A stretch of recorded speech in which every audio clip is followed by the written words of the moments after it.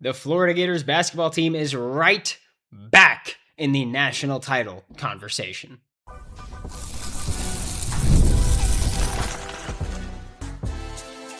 You are Locked On Gators, your daily podcast on the Florida Gators. Part of the Locked On Podcast Network, your team every day. Hello and welcome back to another episode of Locked On Gators, part of the Locked On Podcast Network, your team every day. I am Brandon Olsen, and we're going to talk about the Florida Gators front court later on, which may or may not have Reuben Chinyelu in it, which we talked about yesterday. We're going to talk about the Florida Gators backcourt next, but first, the Florida Gators right now on FanDuel, Locked On Sportsbook, and by the way, the sportsbook of just about everybody, right? The NBA, the MLB, the NFL, just everybody.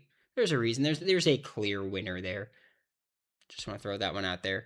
Has Florida as the plus 700 team to win the national championship, which just means if you bet $100, you profit $700, you'd get $800 back. That tied for the best odds in the country to win the national championship next year. Tied with Michigan, who obviously just won it, and tied with Duke, who, just gonna say this, no, just want to throw that out there. I'm just saying, Shire, you gotta show me, all right, you gotta show me Shire. That's what we're gonna call for next year. For any Florida Duke hybrid fans watching, maybe Lawman, I don't know. If you want to say Duke Invitational without making it to the Natty again, have some shame. All I'm going to say about that one. But the Florida Gators obviously had a very disappointing end to the regular season, or end to the season in the 2025-2026 season because of the round of 32 loss to Iowa. And look, I mean, going into the season, we talked about how the expectations for this Florida Gators team should have been national championship based on you won a national championship. And when you win a national championship, no matter what happens, no matter who you lose, no matter who you add, the expectation amongst the fan base, the expectation amongst a lot of people will be, hey, you got to do it again. Like the expectation is for you to be back there. We talked about it before the season. I felt like it was a Sweet 16 roster. I did. Just because I felt like you didn't have enough spacing. I was not a fan of the trio of Thomas Houck at small forward, Alex Condon at power forward, Reuben Chinyelu at center. I thought that was not enough spacing, not enough just pure ability to score consistently. And that part mostly from Condon and Chinyelu. And the season ended shortly. Honestly, I don't even think it was so much about the inability to shoot that really did Florida in there. Like I feel like the Iowa game had a lot of things wrong with it. The Iowa game had a lot of horrendous moments. But I really don't feel like shooting was the issue in that game overall. I mean, you lost by 1 in a game where you shot 31.5% from 3, but you didn't have the volume. You know, Iowa, they shot 29% from 3, but they had more volume, so they made 1 more 3. Had you shot more threes, you would have had it there, but I mean, that wasn't the main issue, right? The issue is having 11 turnovers. Didn't help you, right? The issue was having Reuben Chinyelu in foul trouble the entire time, playing 19 minutes. And at the end of the game, just completely pissing down your leg, right? That was the issue. The issue wasn't that you couldn't shoot. Sure, maybe being able to shoot means more volume. Maybe being able to shoot means that you get more spacing to score off of it. But like that wasn't the main thing that ended your season. It was something that hurt your season the entirety of the way, right? Like you lost the Auburn game because of it. And maybe if you don't lose the Auburn game, maybe you get a different seed. Maybe you're the 3 seed overall, right? We can talk about that every game, right? Arizona didn't shoot well, lost that game by 6. Arizona ended up being obviously an incredible team the entirety of the season. right? Like you could talk about so many games. Duke, the Duke game, you shot total of 25% from three with volume. Like that was the issue earlier in the year, was that you were a team that you weren't good shooting, but you were attempting to shoot a lot. And then as you toned down the volume, you picked up the efficiency. You lost the UConn game shooting 4 for 15 from three. They shot 8 for 18. So not only did you shoot terrible with 26.7%, but they shot great at 44%. But the fact remains, this was a Florida Gators team that in 2025 to 2026 was not built to truly go back to win a national championship. Boogie Fland brought a ton to the table defensively, not offensively. That was always a question. When he committed, we talked about shot selection being a question for him. Xavier Lee, the step up to the SEC. Honestly, I feel like with Xavier Lee, the bigger thing was just mentally not being there always. Just because, like, we know he could shoot. Like, he had moments where he was shooting pretty damn well. He was streaky there. He was an insane attacker downhill and in transition, but he was someone that just couldn't put it all together consistently at all. And defensively, he wasn't good. He was average at best, and even then, right? Your front court we already spoke about. Your depth, you had Herb. I mean, honestly, your depth was fine, right? When it came time to the late season stretch, once you cut down to an 8-man rotation, you had Urban Klausar, who, by the way, won 6th man of the year. So you had that. You had Micah Hanlogton, who is maybe the best backup center in the entire country. Honestly, I don't even want to say maybe. I can't think of a single backup center where everybody's like, oh, thank goodness for that guy. Like, I don't think this is a thing where you can go, all right, let's just upgrade that.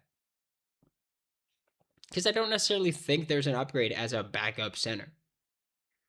And then you had Isaiah Brown, who was streaky and inconsistent.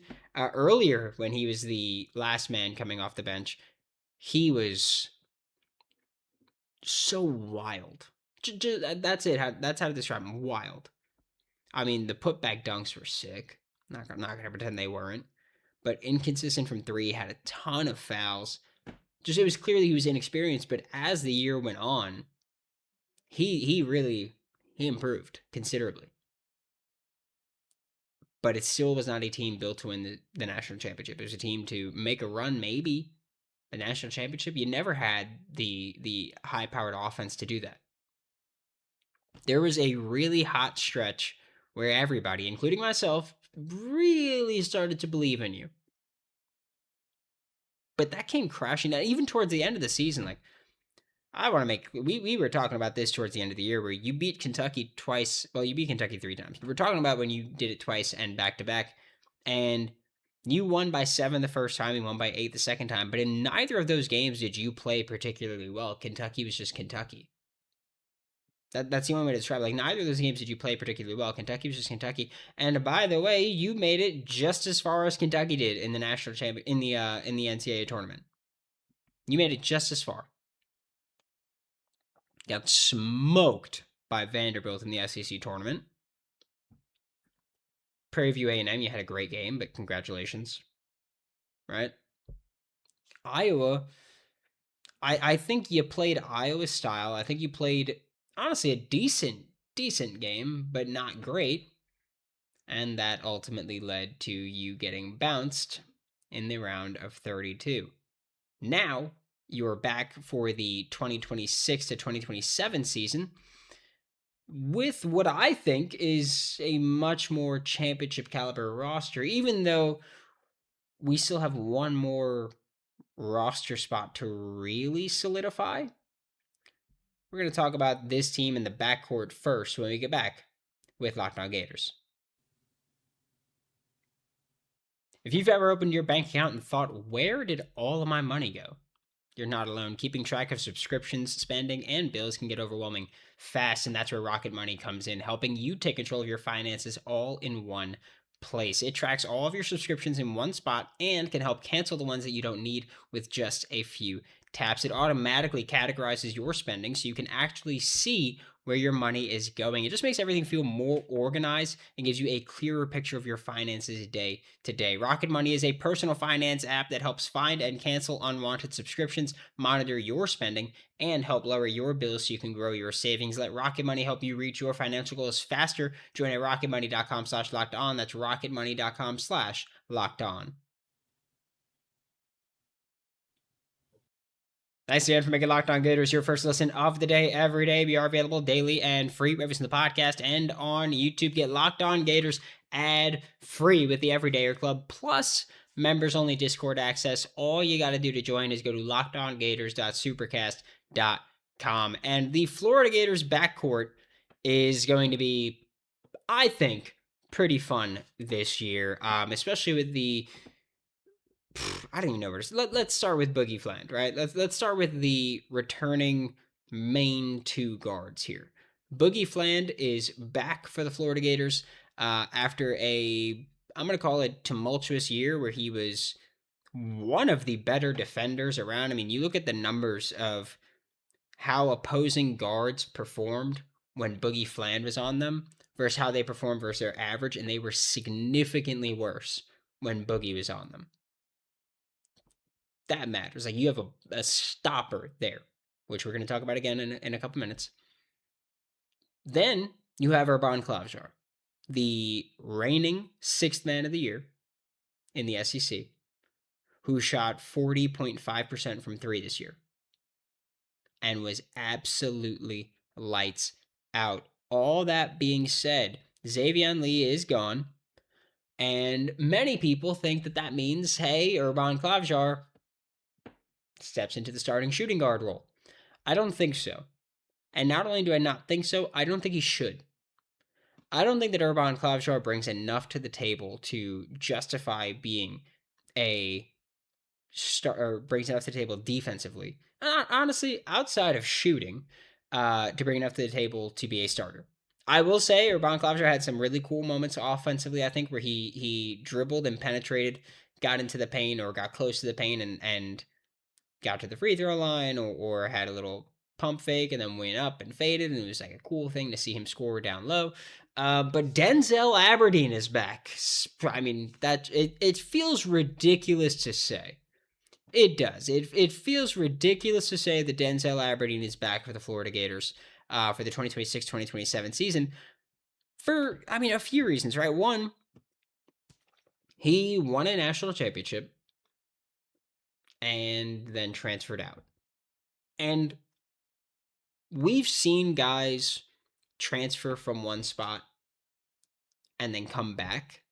We don't normally see it happen with the same coach. And we also don't normally see it happen after you transfer to a rival, which Denzel Aberdeen transferred to Kentucky. Had a great year, by the way. Just want to throw that out there. He had a high assist rate, high turnover rate, as in he got a lot of assists, did not turn the ball over that much. He, I think, did I'm going to say slightly better job at not dribbling the air out the ball, but he still did that a lot. Shot 36.3% from three, which is great. I mean, that would have been one of the better shooters on the floor. I think that would have been the best shooter outside of Reuben Klavjar. And played, I'm going to say, a little bit more of a second fiddle to Otega Oweh. But he's back, and I think he should be your starting two guard. I do. I think keeping him off ball would be better, but he is someone that can ball handle if he's needed to. He's someone that, protects the basketball, especially because a lot of guys, when they get more volume, their good stats come down, their bad stats go up. Right? And like, if I'm shooting, just to throw a number out there, if I'm shooting, let's say 50% from the field as a backup, when I come in as a starter, oftentimes that number is going to dip. Partially because more volume, that's a difficult number to sustain. Partially because I'm going up against better defenders now that I'm going up against starters, right? But Denzel Aberdeen, his efficiency went up scoring-wise. His his like the usage rate, the possession percentage both went up, but I don't think they went up to the same ratio that like his minutes went up. Like it's not like he saw significantly more uptick in those areas. Where he did see a significant uptick was effective field goal percentage and true shooting percentage and assist rate. And again, a significant uptick in turnover rate as in lowering your turnover rate. Because this was the first time where he shot threes with that level of volume and he shot better than he ever shot. Denzel Aberdeen shot 103 threes in the 2024-2025 National Championship season for Florida. He shot 34 the year prior, and he shot 5 the year prior. That's what, 39 in his first 2 years, then 103, 142 total threes in his first 3 years. He shot 171 threes last year for Kentucky and shot a better percentage than he ever shot. Made considerably more threes. He made like 17 more threes or something like that, 16 more threes. He shot considerably better with a ton more volume. That matters. Like the percentage went up notably. His 2-point percentage went up slightly. And his free throw percentage went up considerably. Like he got better offensively across the board. And defensively, he's still great. He's not a big like turnover creator, but he's a great stopper. And that matters. And I think adding someone like that matters, where it was a team that, like, look, defense wasn't your biggest issue last year, but this does give you an answer there.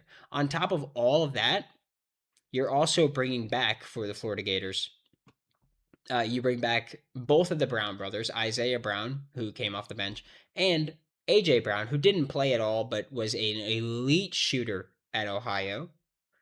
And so you bring both of them back. You've got Alex Lloyd back. You've got CJ Ingram back. Like, you've got guards at the wazoo for the 2026-2027 season. And that, I think, automatically raises your ceiling. You are going to be a better shooting team in 2026-2027 than you were in 2025-2026. I also think you've got the option. In fact, I'm asking you, Todd Golden, have a deeper bench this year. I think that now with a smaller team overall, in the sense of saying, hey, we're going to have 3 guards on the court almost always, hopefully. Actually, I'm going to change that phrasing to say you have the option to have a smaller team overall, a faster team overall, a better shooting team overall, and a deeper team overall, where you can say, hey, we're going to run at all times, okay? Florida ranked 31st in adjusted tempo in the 2025-2026 season. I think you can get that number, in 23rd in raw tempo. I think you can get both of those numbers to be top 10. Like, I think that you have the team that can play at Alabama's pace, and Alabama had the 5th fastest team in both adjusted and raw tempo. I think you have the team where you can play at Alabama's pace, but be better overall, partially because you're going to, play defense, and win more, and keep guys fresh because you've got a deeper roster. I don't know if Reuben Chinyelu is going to come back, but you got a deeper roster overall. In fact, we're going to talk about it when we get back with Locked On Gators.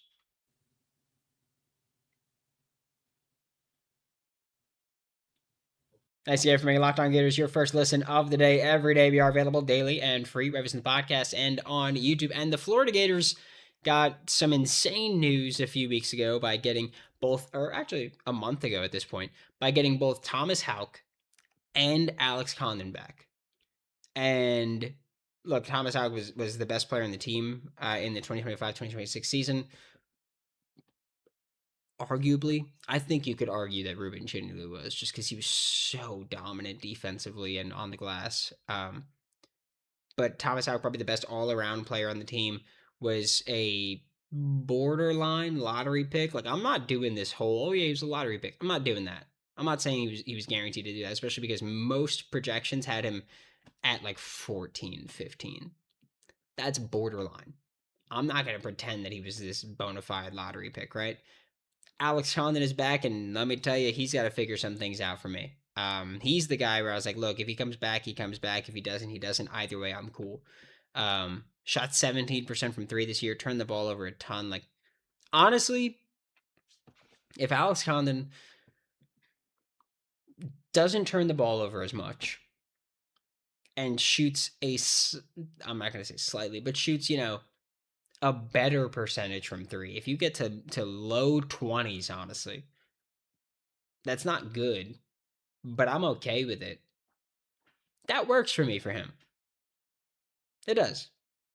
But those issues are just like, they're issues that have persisted for years, and that's where it gives me pause. Like, are you gonna get better in those areas? Because I honestly don't know.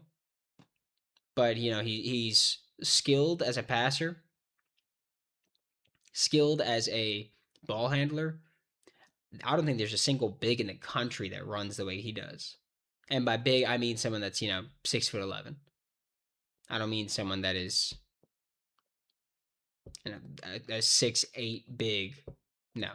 Reuben Chinyelu, however, we spoke about this yesterday in the evening show of Locked On Gators, that there's some mock drafts that now have him going very late in the first round. Knicks, just saying, could see it. Would love to see it. It's not going to happen, obviously, but would love to see it. But Reuben Chinyelu could go very late in the first round. And, well, I think now it's a more realistic chance than ever that he's not going to be back. Not saying that I still think it's leaning in the way that he's going to return, but it's now more realistic than ever that he's not going to be back. If he doesn't come back, I'm spinning back on Micah Handlogton, who has not committed anywhere yet. I think he visited North Carolina, but hasn't committed anywhere yet. And Todd Golden did mention, hey, we've got a plan if Reuben Chinyelu doesn't come back. The plan has kind of been thought to be international, or maybe someone in the draft but doesn't stay in the draft. It could also be Micah Handlogton if he gets that year of eligibility. Could be. I don't think he'd come back if Reuben Chinyelu does come back, because I think he's looking for a starting role, but could see that. I will also say that I think there should be a world in which we talk about maybe having Alex Condon as a starting center. I think you could talk about that and say, you know what? Maybe we say we're going to have Alex Condon as a starting center, Thomas Houck as a power forward, Boogie Fland and Denzel Aberdeen and Isaiah Brown all starting. I think that gives you length, defense, athleticism. You can go to the bench and say, hey, you know what? Alex Lloyd, Urban Klobuchar, CJ Ingram. Maybe you talk about someone like Domen Petrovic or Arturas Budievas as coming in and being your backup 4 and 5. AJ Brown could be a 3, and then you just have or 4, and then you just say really small bench, and we're just gonna run, we're gonna shoot, we're gonna call that one a day. But I think this front court, losing Reuben Chinyelu would be big, right? Like losing Reuben Chinyelu would be huge in a negative way here. But I do think that you're more equipped to just play a breakneck speed in 2026 to 2027. Now, again, Reuben Chinyelu is still a big toss-up, and he technically has about 2 weeks to make that decision about whether or not he's going to come back. He's probably going to take the rest of this NBA draft combine and then a few days, I'm going to assume, to kind of, I'm going to say, think it through. But the Florida Gators, with Chinyelu, I'm absolutely saying championship or bust. Like if Reuben Chinyelu is back, I am saying anything less than a championship is a failure of a season. If Reuben Chinyelu does not come back, national championship should still be expectation for this team. Again, if Condon is going to be your center and Hauck is your power forward, like those two together plus Denzel Aberdeen is a good rebounder for a guard. Isaiah Brown is always crashing the paint. I would imagine one of those guys crashes and everyone else runs. Well, that's still a great team with rebounding presence there. Paint protection would be a difference, but Alex Condon's still a great paint protector. Like he gets hella blocks there. So he's still going to be someone that can protect the. I mean, hell, he had a higher block percentage than Reuben Chinyelu. Like, so Alex Condon can still do it. Thomas Hauck is still, again, like 6'8", 6'9", 6'8" without shoes, we'll say.